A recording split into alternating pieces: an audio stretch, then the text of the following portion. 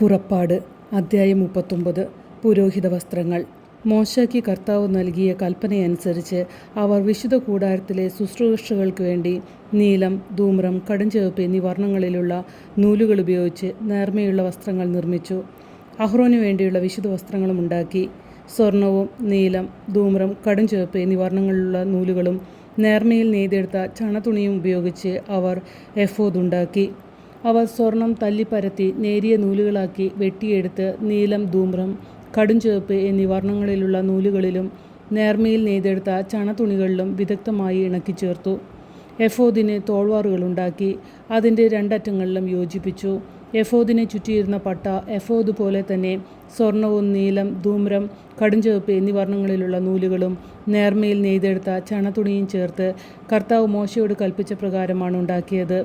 ചെത്തിയൊരുക്കിയ വൈഡൂര്യക്കല്ലുകളിൽ മുദ്ര പോലെ ഇസ്രായേലിൻ്റെ പുത്രന്മാരുടെ പേരുകൾ കൊത്തി കല്ലുകൾ സ്വർണ്ണത്തകിടുകളിൽ പതിച്ചു. കർത്താവ് മോശയോട് കൽപ്പിച്ചതനുസരിച്ച് ഇസ്രായേൽ പുത്രന്മാരുടെ സ്മാരകശിലകളായി അവ എഫോദിൻ്റെ തോൾവാറുകളിൽ ഉറപ്പിച്ചു. അവർ എഫോദിൻ്റേതുപോലെയുള്ള ചിത്രപ്പണികളോട് കൂടിയ ഉരസ്ത്രാണവും നിർമ്മിച്ചു. സ്വർണ്ണനൂലുകൾ, നീലം, ധൂമ്രം, കടുംചുവപ്പ് എന്നീ നിറങ്ങളുള്ള നൂലുകൾ, നേർമയിൽ നെയ്തെടുത്ത ചണതുണി എന്നിവ ഉപയോഗിച്ചാണ് അത് നിർമ്മിച്ചത്. ഉരസ്ത്രാണം സമചതുരത്തിൽ 2 മടക്കുള്ളതായിരുന്നു. അതിന് 1 ചാൺ നീളവും 1 ചാൺ വീതിയും ഉണ്ടായിരുന്നു. അതിന്മേൽ അവർ 4 നിര രത്നങ്ങൾ പതിച്ചു. ആദ്യത്തെ നിരയിൽ മാണിക്യം, പുഷ്യരാഗം, വൈഡൂര്യം; രണ്ടാമത്തെ നിരയിൽ മരതകം, ഇന്ദ്രനീലം, വജ്രം; മൂന്നാമത്തെ നിരയിൽ പവിഴം, ചന്ദ്രകാന്തം, സൗഗന്ധികം; നാലാമത്തെ നിരയിൽ പത്മരാഗം, ഗോമേതകം, സൂര്യകാന്തം. അലങ്കാരപ്പണി ചെയ്ത സ്വർണ്ണത്തകിടിലാണ് ഈ രത്നങ്ങൾ പതിച്ചത്. ഇസ്രായേലിൻ്റെ 12 പുത്രന്മാരുടെ പേരുകളനുസരിച്ച് 12 രത്നങ്ങളുണ്ടായിരുന്നു. ഓരോ ഗോത്രത്തിൻ്റെയും പേര് ഓരോ രത്നത്തിന്മേൽ മുദ്ര പോലെ ആലേഖനം ചെയ്തു. അവർ ഉരസ്ത്രാണത്തിനു വേണ്ടി തനി സ്വർണം കൊണ്ട് കയറുപോലെ പിണച്ചെടുത്ത തുടലുകൾ പണിതു. 2 സ്വർണ്ണത്തകിടുകളും 2 സ്വർണ്ണ വളയങ്ങളും ഉണ്ടാക്കി.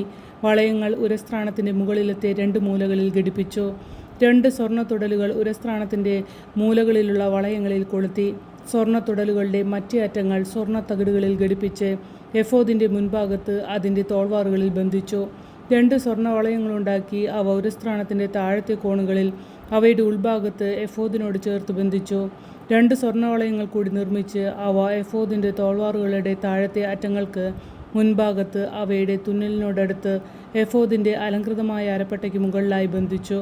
കർത്താവ് മോശയോട് കൽപ്പിച്ചതുപോലെ ഉരസ്ത്രാണം എഫോദിൻ്റെ അലങ്കൃതമായ അരപ്പട്ടയ്ക്ക് മുകളിൽ നിന്ന് ഇളകിപ്പോകാതിരിക്കാൻ അവയുടെ വളയങ്ങൾ ഒരു നീല ചരട് കൊണ്ട് ബന്ധിച്ചു. എഫോദിൻ്റെ നീലയങ്കി നീല നിറത്തിൽ നെയ്തെടുത്തു. തല കടത്താൻ അതിൻ്റെ നടുവിൽ ഒരു ദ്വാരമുണ്ടായിരുന്നു. ധരിക്കുമ്പോൾ കീറിപ്പോകാതിരിക്കാൻ ഉടുപ്പുകൾക്ക് ചെയ്യാറുള്ളതുപോലെ ദ്വാരത്തിനു ചുറ്റും ഒരു നാട തുന്നിച്ചേർത്തു. നീലയങ്കിയുടെ വിളിമ്പിന് ചുറ്റും നീലം, ധൂമ്രം, കടുംചുവപ്പ് എന്നീ വർണ്ണങ്ങളുള്ള പിരിച്ച ചണനൂലുകൊണ്ട് മാതള നാരകങ്ങൾ തുന്നിച്ചേർത്തു. അവർ തനി സ്വർണം കൊണ്ട് മണികളുണ്ടാക്കി നീലയങ്കിയുടെ വിളമ്പിന് ചുറ്റും മാതള നാരകങ്ങളുടെ ഇടയിൽ ബന്ധിച്ചു.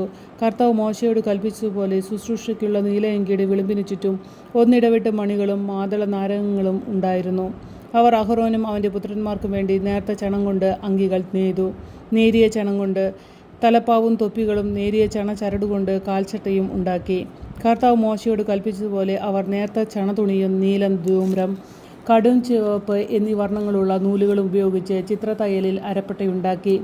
വിശുദ്ധ കിരീടത്തിൻ്റെ തകിട് അവർ തനി സ്വർണം കൊണ്ട് നിർമ്മിച്ച് അതിന്മേൽ ഒരു മുദ്രയെന്ന പോലെ കർത്താവിൻ്റെ സമർപ്പിതർ എന്ന് കൊത്തിവെച്ചു. കർത്താവ് മോശയോട് കൽപ്പിച്ചതുപോലെ തലപ്പാവിൻ്റെ മുൻവശത്ത് ബന്ധിക്കാൻ തകിടിന്മേൽ ഒരു നീല ചരട് പിടിപ്പിച്ചു. ഇങ്ങനെ സമാഗമ കൂടാരത്തിൻ്റെ പണികളെല്ലാം അവസാനിച്ചു. കർത്താവ് മോശയോട് കൽപ്പിച്ചതനുസരിച്ച് ഇസ്രായേൽ ജനം എല്ലാ കാര്യങ്ങളും ചെയ്തു. അവർ കൂടാരം അതിൻ്റെ എല്ലാ ഉപകരണങ്ങളോടും കൂടി മോശയുടെ അടുക്കൽ കൊണ്ടുവന്നു. ഇങ്ങനെ സമാഗമ കൂടാരത്തിൻ്റെ പണികളെല്ലാം അവസാനിച്ചു. കർത്താവ് മോശയോട് കൽപ്പിച്ചതനുസരിച്ച് ഇസ്രായേൽ ജനം എല്ലാ കാര്യങ്ങളും ചെയ്തു. അവർ കൂടാരം അതിൻ്റെ എല്ലാ ഉപകരണങ്ങളോടും കൂടി മോശയുടെ അടുക്കൽ കൊണ്ടുവന്നു.